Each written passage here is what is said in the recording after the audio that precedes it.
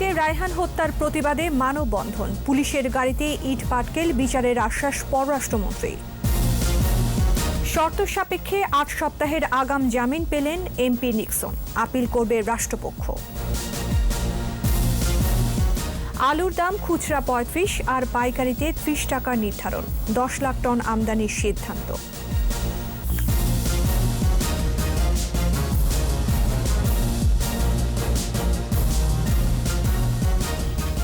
শুনছিলেন first security ইসলামী bank limited সংবাদ শিরোনাম। আমন্ত্রণ জানাচ্ছি রাত ৯টার ২১ সংবাদে। সাথে আছি আমি আশা সাবেরা। দর্শক, ২১ টেলিভিশনের সংবাদ একই সাথে সরাসরি দেখতে পাবেন আমাদের ফেসবুক পেজ www.facebook.com/2124 অনলাইনে। সিলেটে পুলিশ হেফাজতে রায়হানের বিচার দাবিতে মানববন্ধন করেছেন ব্যবসায়ীরা। সে সময় পুলিশের ওপর ক্ষুব্ধ হন বিক্ষোভকারীরা। ইট পাটকেল নিক্ষেপে ক্ষোভের প্রকাশ ঘটে। এদিকে রায়হানের পরিবারের প্রতি সমবেদনা জানিয়ে জড়িতদের আইনের আওতায় আনার আশ্বাস দিয়েছেন পররাষ্ট্রমন্ত্রী। খুনের ঘটনায় বন্দরবাজার পুলিশ ফাঁড়ির বরখাস্ত কনস্টেবল টিটু চন্দ্র দাসকে ৫ দিনের রিমান্ডে নিয়েছে পুলিশ। সিলেট বিভাগীয় প্রতিনিধি ওয়েস খসরু রিপোর্ট জানাচ্ছেন সমর ইসলাম।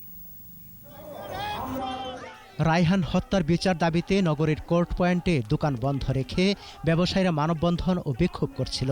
সে সময় রাস্তার পাশ দিয়ে যাচ্ছিল পুলিশের পিকআপ ভ্যানটি।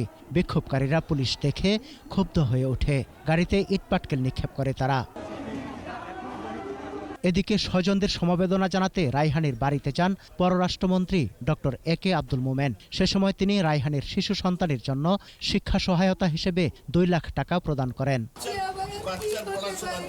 অপরাধীরা পার পাবে না বলে রায়হানের মাকে আশ্বস্ত করেন মন্ত্রী। র্যাব, পুলিশের বিভিন্ন অঙ্গ প্রতিষ্ঠান সবাই একসাথে কাজ করছে। কেউ সাহায্য করেছে কিনা তাকে পালিয়ে যাওয়ার জন্য তাদেরও বের করা হবে, এইটারও ইনকোয়ারি হচ্ছে, সুতরাং কেউ ছাড় পাবে না। অন্যদিকে সিলেটের পুলিশ লাইন্সে থাকা বরখাস্ত কনস্টেবল টিটু চন্দ্র দাসকে নিজেদের হেফাজতে নিয়েছে তদন্ত সংস্থা পিবিআই। বিকেলে তাকে সিলেটের মুখ্য মহানগর হাকিম আদালতে হাজির করে ৫ দিনের রিমান্ডে নেওয়া হয়। রাষ্ট্রপক্ষ ৭ দিনের রিমান্ডের প্রার্থনা করেছেন।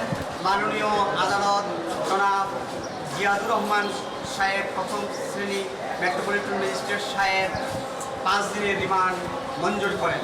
রায়হান হত্যাকারীদের দৃষ্টান্তমূলক শাস্তি দেখতে চায় সিলেটের মানুষ। সমর ইসলাম, ২১ টেলিভিশন। নির্বাচনী আচরণবিধি লঙ্ঘনের মামলায় সংসদ সদস্য মুজিবুর রহমান চৌধুরী নিক্সনকে শর্ত সাপেক্ষে ৮ সপ্তাহের আগাম জামিন দিয়েছেন হাইকোর্ট। বিচারপতি শেখ মোহাম্মদ জাকির হোসেন ও বিচারপতি KM জাহিদ সারওয়ার কাজলের বেঞ্চ এ আদেশ দেন। তবে আদেশের বিরুদ্ধে আপিল করার কথা জানিয়েছে রাষ্ট্রপক্ষ। বিস্তারিত শাকির আরজুর রিপোর্টে। নির্বাচন কমিশনের করা মামলায় মঙ্গলবার নেতাকর্মীদের সাথে নিয়ে আগাম জামিন নিতে হাইকোর্টে আসেন ফরিদপুর ৪ আসনের এমপি মুজিবুর রহমান চৌধুরী নিক্সন। শুনানিতে নিক্সনের আইনজীবী হাইকোর্টের রায়ের উদাহরণ দেখিয়ে বলেন, স্বরাষ্ট্রমন্ত্রীর অনুমোদন ছাড়া অডিও রেকর্ডিং অবৈধ, সংবিধান বিরোধী বলেও যুক্তি তুলে ধরেন তিনি। মিছিল মিটিং শোডাউন করেছে, কিন্তু মামলার আসামি তো একজন আসামি মিছিল শোডাউন করে কেমন করে আচরণবিধি লঙ্ঘন করবে। শুনানি শেষে হাইকোর্ট নির্বাচনে প্রভাবিত না করা ও তদন্তে সহায়তা করার শর্তে ৮ সপ্তাহের জামিন দেন নিক্সন চৌধুরীকে। ৮ সপ্তাহের বেশি দেওয়া যাবে না, এটা অ্যাপ্লিকেশন বলা আছে, ওই জন্য সীমিত সময়। এদিকে হাইকোর্টের এই আদেশের বিরুদ্ধে আপিল করার সিদ্ধান্ত জানিয়েছে রাষ্ট্রপক্ষ। সাধারণ মানুষ ভুল করতে পারে, আইন লঙ্ঘন করতে পারে, কারণ তারা আইন কি বা আইনের ব্যাখ্যা বোঝে না। আদালত যেটা বলেছেন যে একজন আইন প্রণেতা আইন ভঙ্গ করবে, এটা সমীচীন নয়। সিগারেট খাওয়ার জন্য গাড়িতে উঠাইছে, অনেক দালালি করতে মানা করে না। গত ১০ অক্টোবর ফরিদপুরের চর ভদ্রাসন উপজেলা পরিষদের চেয়ারম্যান পদে উপনির্বাচনের আচরণবিধি লঙ্ঘন, সরকারি কর্মকর্তাদের ভয়ভীতি প্রদর্শন ও হুমকির অভিযোগে নিক্সন চৌধুরীর বিরুদ্ধে মামলা করে ইসি। নিক্সন চৌধুরীর দাবি, তার অডিও সুপার এডিট করে মিথ্যা মামলা করা হয়েছে। শাকির আরজু, ২১ টেলিভিশন, ঢাকা। খুচরা বাজারে ৩৫ আর পাইকারি বাজারে কেজি প্রতি আলুর দাম ৩০ টাকা নির্ধারণ করে দিয়েছে সরকার। সচিবালয়ে সাংবাদিকদের সাথে আলাপকালে কৃষিমন্ত্রী ডক্টর আব্দুর রাজ্জাক জানান, বাজারে স্থিতিশীলতা ফিরিয়ে আনতে 10 লাখ টন আলু আমদানির সিদ্ধান্ত নেওয়া হয়েছে। রিপোর্টে আরও জানাচ্ছেন মোহাম্মদ নুরুন নবী। সবজি হিসেবে আলু গুরুত্বপূর্ণ ফসল সব দেশেই। ইউরোপের বিভিন্ন দেশে একে মূল খাবারের তালিকায়ও রাখা হয়। সাম্প্রতিক বছরগুলোতে আলুর দাম কম থাকায় কৃষকরা চাষাবাদে উৎসাহ হারিয়ে ফেলেন। দেশি আলুর মান উন্নয়নে এর ড্রাই ম্যাটার বৃদ্ধির উদ্যোগ নেওয়া হয়, কিন্তু চেষ্টা করেও দাম বাড়ানো যায়নি। এর ব্যবহার বাড়াতে রোহিঙ্গা ক্যাম্প ও করোনা দুর্যোগের ত্রাণে অন্যান্য উপকরণের সাথে আলু দেবার সিদ্ধান্ত ছিল। ফলে গেল মার্চ থেকে জুনে আলুর সর্বোচ্চ ব্যবহার হয় দেশে। বন্যাসহ কিছু প্রাকৃতিক দুর্যোগে বাজারে আলু আসতে দেরি হবার পূর্বাভাসে দাম বাড়িয়েছে ব্যবসায়ীরা। কৃষিমন্ত্রী জানাচ্ছেন, এটা সাময়িক, ভবিষ্যতে এ ধরনের পরিস্থিতি হতে দেওয়া হবে না। আমরা এই ত্রাণ দিয়ে বিভিন্নভাবে আলুর ব্যবহারটা এবার বাড়িয়েছি। আলুতে আমাদের ঘাটতি থাকার কোনো কারণ নেই, পর্যাপ্ত আলু হয়, কিন্তু এই দামটা বাড়াতে গিয়ে আজকে যেমন বিপর্যয় হবে এরকম একটা অবস্থা হবে। এত দাম চিন্তাই করা যায় না। যে দামে মোটামুটি একটা লাভ হয় এটাকে অবশ্যই বাড়াতে হবে। একটা রিজনেবল প্রাইস, যেটা অবশ্যই 30 টাকার বেশি হবে। এদিকে ঘোষণা ছাড়াই ভারতের পেঁয়াজ রফতানি বন্ধের সমালোচনা করেন কৃষিমন্ত্রী। বাজার স্বাভাবিক করতে ইরান, তুরস্ক আর মিয়ানমার থেকে পেঁয়াজ আমদানির ব্যবস্থা নেওয়ার কথা জানান তিনি। এই বছর 26 লক্ষ টন হয়েছে, তারপরেও 9-10 লক্ষ টন পেঁয়াজ আমাদেরকে আমদানি করতেই হবে। এটা আমাদের ঘাটতি, আমরা এটা পূরণ করতে পারবো না। যেটি এলসি করছে তাদের নৈতিক দায়িত্ব ছিল এটা ছেড়ে দেওয়া, সেটা তারা ছেড়ে দেয় নাই। এমনকি করোনার দ্বিতীয় তরঙ্গের মধ্যেও কৃষিজ উৎপাদনে কোনো ব্যাঘাত হবে না বলেও আশাবাদী কৃষিমন্ত্রী। মোহাম্মদ নুরুন নবী, 21 টেলিভিশন, ঢাকা। জ্ঞাত আয় বহির্ভূত সম্পদ অর্জনের মামলায় ডিআইজি মিজানুর রহমান সহ 4 জনের বিরুদ্ধে বিচার শুরু হয়েছে। 27 অক্টোবর সাক্ষ্য গ্রহণের দিন নির্ধারণ করেছে আদালত। ঢাকার বিশেষ জজ আদালত 6-এর বিচারক আল আসাদ মোহাম্মদ আসিফুজ্জামান এই আদেশ দেন। মামলার অন্য আসামিরা হলেন ডিআইজি মিজানের স্ত্রী সোহেলিয়া আনার, তার ছোট ভাই মাহবুবুর রহমান ও ভাগ্নে মাহমুদুল হাসান। তাদের মধ্যে সোহেলিয়া ও মাহবুবুর পলাতক।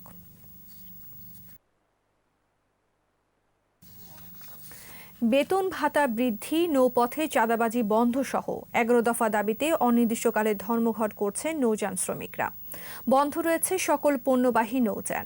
মালিকদের সাথে বৈঠকে সমাধান না আসায় পূর্ব ঘোষণা অনুযায়ী শ্রমিক ধর্মঘটে সোমবার মধ্যরাত থেকে পণ্যবাহী নৌযান চলাচল বন্ধ হয়ে যায়।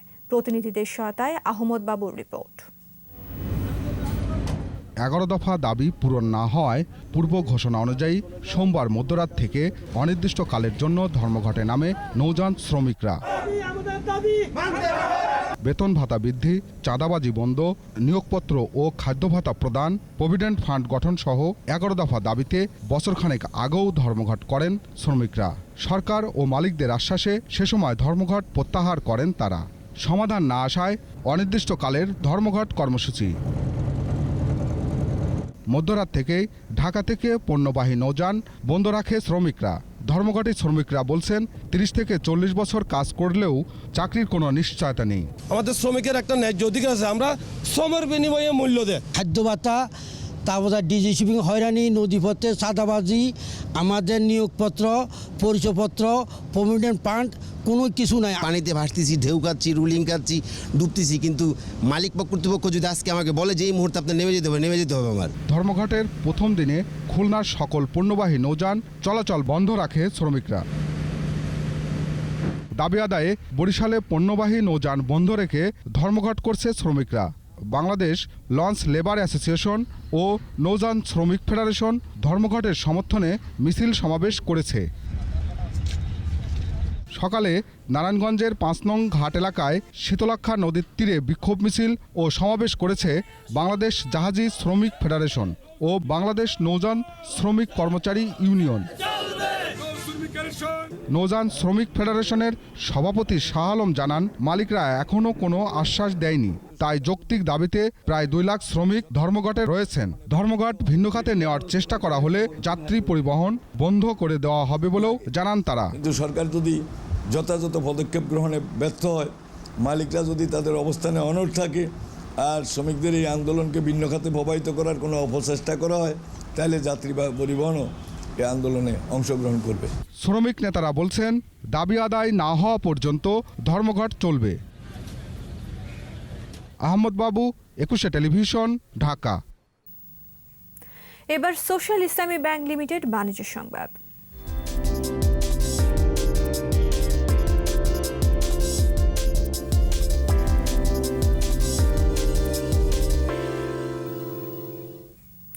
সূচকের ঊর্ধ্বমুখী প্রবণতা অব্যাহত রয়েছে দেশের পুঁজিবাজারে। বাড়ছে লেনদেনের পরিমাণ। মঙ্গলবার ডিএসইতে লেনদেন হওয়া ৩৫৫টি প্রতিষ্ঠানের মধ্যে দর বেড়েছে ১৬০টির, কমেছে ১৩৯টির, আর অপরিবর্তিত ছিল ৫৬টির দর। ডিএসইর প্রধান সূচক ডিএসইএক্স ১৫ পয়েন্ট বেড়ে উঠে আসে ৪,৯১৭ পয়েন্টে। দিন শেষে ডিএসইতে লেনদেনের পরিমাণ দাঁড়ায় ৯১৫ কোটি ৫ লাখ টাকা। সূচক বেড়েছে সিএসইতেও। সিএসইতে লেনদেন হওয়া ২৬৮টি প্রতিষ্ঠানের মধ্যে দর বেড়েছে ১৩৩টির, কমেছে ৯২টির, আর বদলায়নি ৪৩টির দর। আর সিএসইতে লেনদেন হয়েছে ২১ কোটি ৬৯ লাখ টাকার শেয়ার ও মিউচুয়াল ফান্ড। এবার খেলার খবর।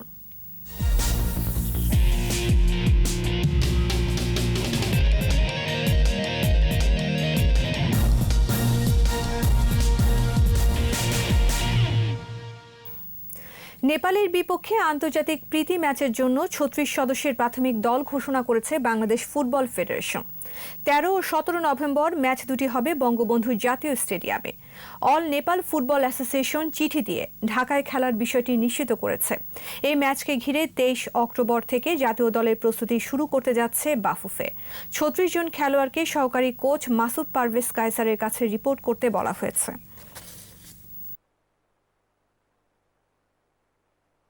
আমাদের দল কোথায় থাকবে, আমাদের দলের কোভিড প্রোটোকল মেনটেন করা, তাদের জন্য ট্রেনিং ভেন্যু প্রস্তুতি চলছে। আমাদের দলের ট্রেনিং কার্যক্রম বঙ্গবন্ধু জাতীয় স্টেডিয়ামেই হবে। আর এর পাশাপাশি নেপাল দল কবে আসবে এবং অন্যান্য বিষয়গুলো নিয়ে নেপালের সাথে আমরা কাজ করছি। ত্রিদেশীয় সিরিজ খেলতে আগামী বছর ইংল্যান্ডে যাবে বাংলাদেশ অনূর্ধ্ব ১৯ দল। সিরিজের বাকি দুই দল অস্ট্রেলিয়া ও স্বাগতিক ইংল্যান্ড। সূচি অনুযায়ী ২০২১ সালের আগস্টে অনুষ্ঠিত হবে সিরিজটি। মূলত ২০২২ বিশ্বকাপের প্রস্তুতি হিসেবেই সিরিজটি আয়োজন করা হচ্ছে।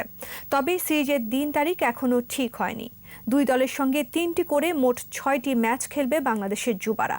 অনূর্ধ্ব ১৯ এশিয়া কাপকে সামনে রেখে গত ১ অক্টোবর থেকে বিকেএসপিতে অনুশীলন শুরু করছিল নবগঠিত বাংলাদেশ অনূর্ধ্ব ১৯ দল। আর এরই সাথে শেষ করছি রাত ৯টার ২১ সংবাদ। যাবার আগে ফার্স্ট সিকিউরিটি ইসলামী ব্যাংক লিমিটেড সংবাদ শিরোনামগুলো আরও একবার। সিলেটে রায়হান হত্যার প্রতিবাদে মানববন্ধন। পুলিশের গাড়িতে ইট পাটকেল, বিচারের আশ্বাস পররাষ্ট্রমন্ত্রী। শর্ত সাপেক্ষে ৮ সপ্তাহের আগাম জামিন পেলেন এমপি নিক্সন। আপিল করবে রাষ্ট্রপক্ষ। আলুর দাম খুচরা ৩৫ আর পাইকারিতে ৩০ টাকা নির্ধারণ। ১০ লাখ টন আমদানির সিদ্ধান্ত।